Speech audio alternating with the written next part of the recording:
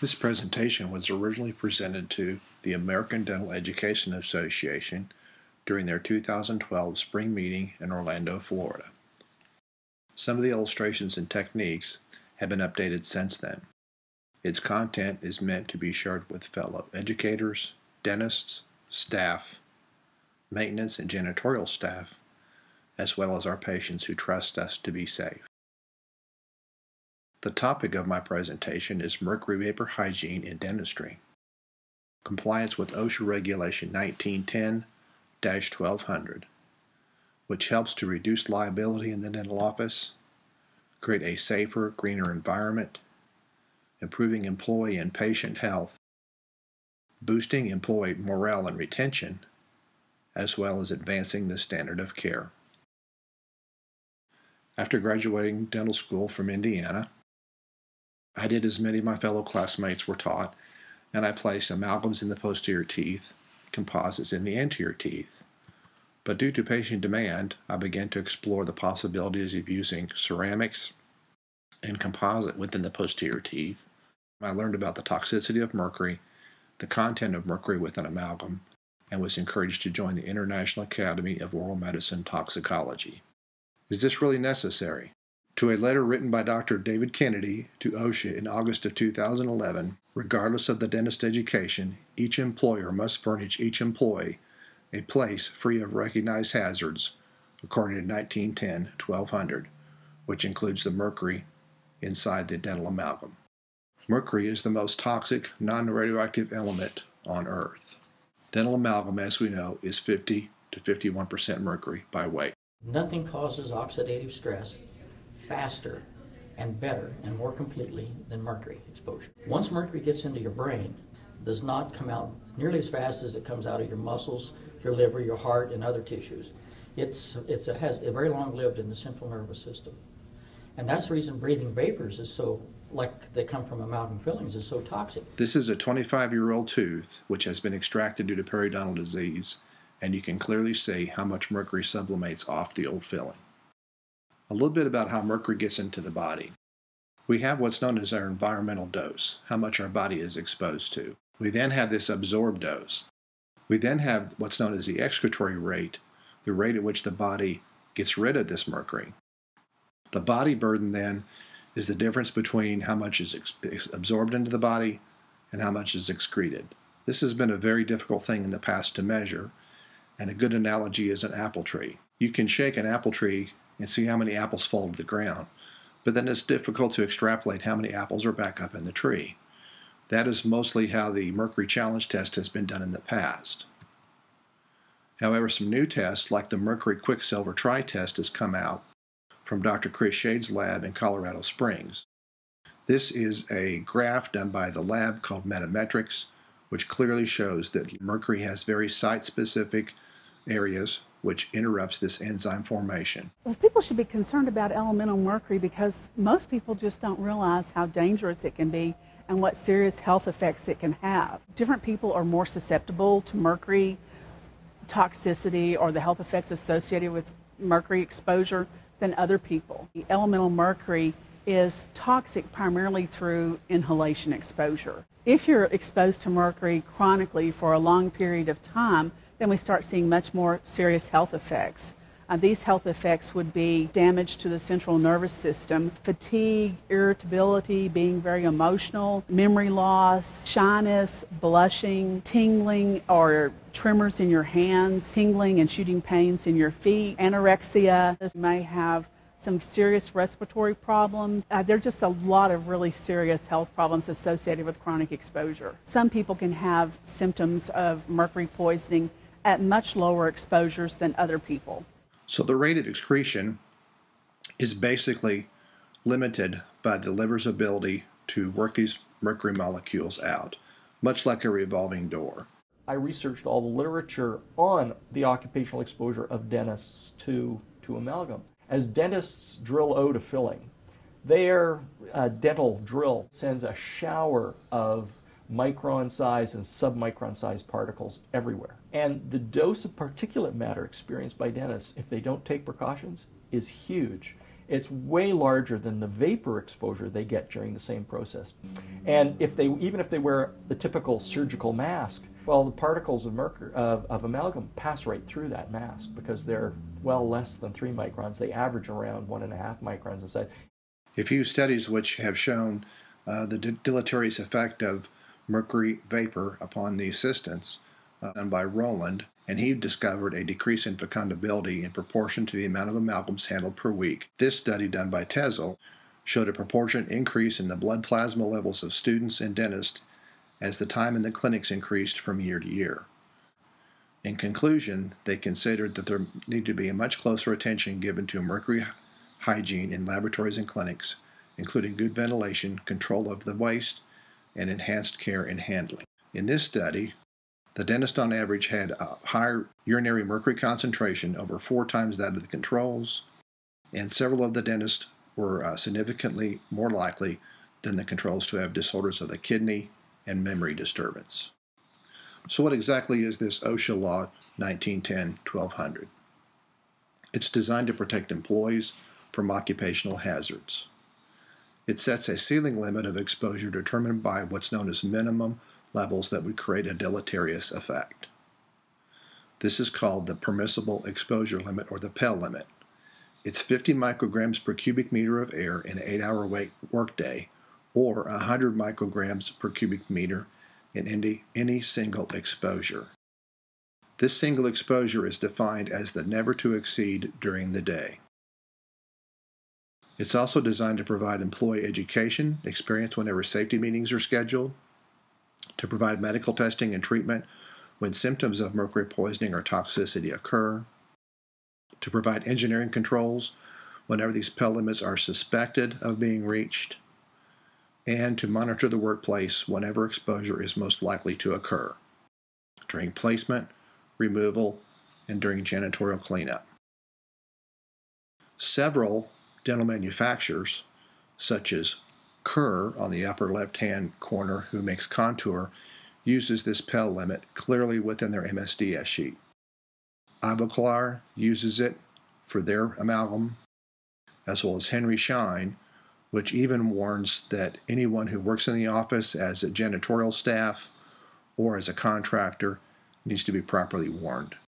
The company Silmat from Israel even says that different materials should be used if the patient or employee is suspected of being allergic.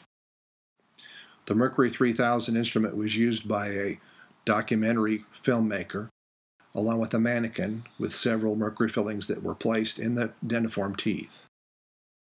A freshly packed amalgam using this very sensitive instrument read as high as 454 micrograms per cubic meter within the breathing zone of the patient. When a high-speed handpiece was employed to remove this said amalgam, readings as high as 3,449 micrograms per cubic meter were demonstrated on the probe across from the cheek within the breathing zone. Some of the personal exposure readings that I found in my own office, when I opened the autoclave with instruments exposed to amalgam, I've seen readings from 10 to 50 micrograms. During the opening of the trap on the back of my chair, I've noticed readings from 300 to 600. During the mixing of the triturator, which I had in my attic, I've got readings from 400 to 600. Removing amalgam with water, readings from 100 to 200. And then if the water were to be accidentally turned off, we've had readings from 1,200, again, all the way up to 2,500 micrograms per cubic meter. This was a study that was done informally within a dental school. The results of this study will be available in the year 2013.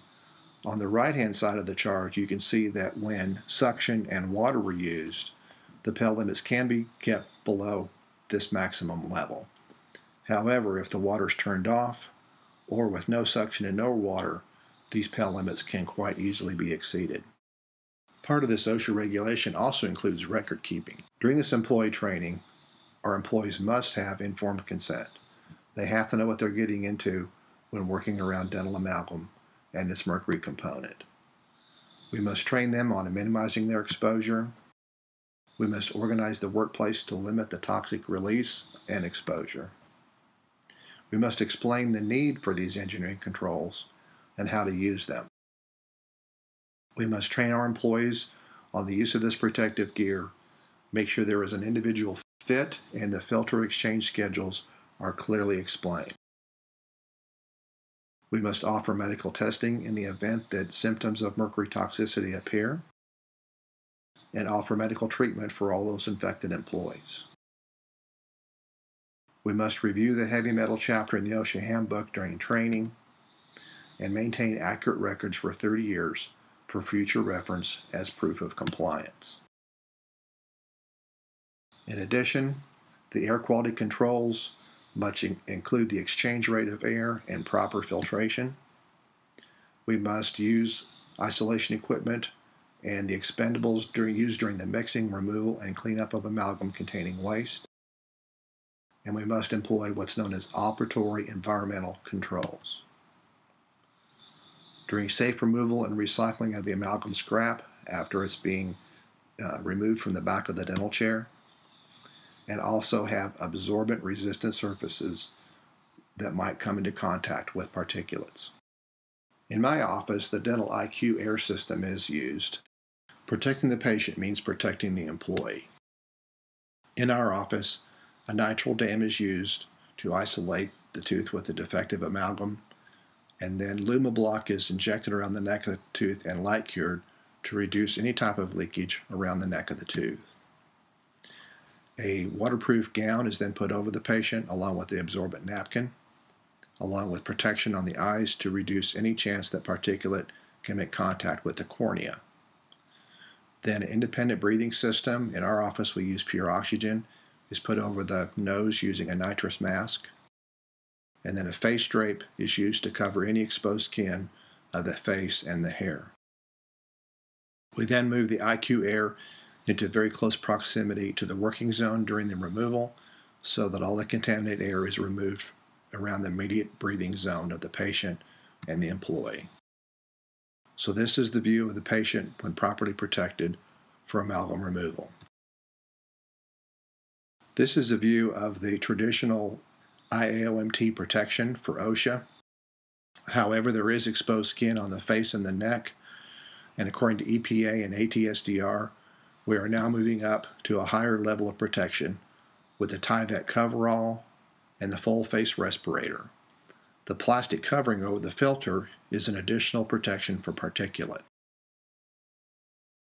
So now, instead of using just the half mask to reduce the mercury vapor exposure, we are now wearing in my office the full body coverall made by Tyvek by DuPont and the 3M 400 series full face respirator with all exposed skin covered. Additional environmental controls can include a mercury separator. A company called Action Technologies produces a hand cream and a cleaner called HGX. This has a very high sulfur compound to it. During janitorial cleanup, the same type of procedures are used. Many Scandinavian countries have either banned or restricted the use of amalgams. In a simple statement, Eric Solheim said that mercury is among the most toxic and dangerous environmental toxins. How about what happens with mercury and the bacteria in the body and the changes in which occurs to those bacteria? Exposure of these primates to mercury resulted in a proliferation of microbes in their gut that had both mercury resistance and multiple antibiotic resistances. The fillings were taken out after 2 months, and so we could see a decline in mercury-resistant bacteria and antibiotic multi-resistant bacteria after that period. In addition, patients themselves are reading more about mercury and its effect upon pregnant females. At 6 and higher number of amalgams in her mouth, the odds that the child would have increasing severity of autism went up 3.3 times, and above 8 amalgams, the incidence of severe autistic symptoms go up to 4.4-fold. We have 4 guiding principles when making a decision. The first of those is integrity, doing the right thing when no one's looking, and doing whole and complete work. The second is accountability, our ability to listen to all sides of an issue before discussing solutions. Responsibility, being the source of the matter, able to deal with all possible outcomes. And finally, trust, the power of unconditional trust which our employees have in us. So finally, in conclusion, a call to action. The first option would be to do nothing, to keep the status quo, and pray that nothing happens. The second would be to continue to teach amalgam with these new mercury hygiene techniques and proper education for our employees. The third option might be to reduce the overall employee exposure by rethinking the amalgam as a restorative material, as many countries already have. Finally, to quote the famous hockey player Wayne Gretzky when they asked him, "How did you become such a great hockey player?" As a way to being proactive, he said, "I don't skate where the hockey puck is, I skate to where the hockey puck is going to be." This is my contact information. My email address is available to anyone, as well as my office and cell phone number. Thanks again for listening, and all my best.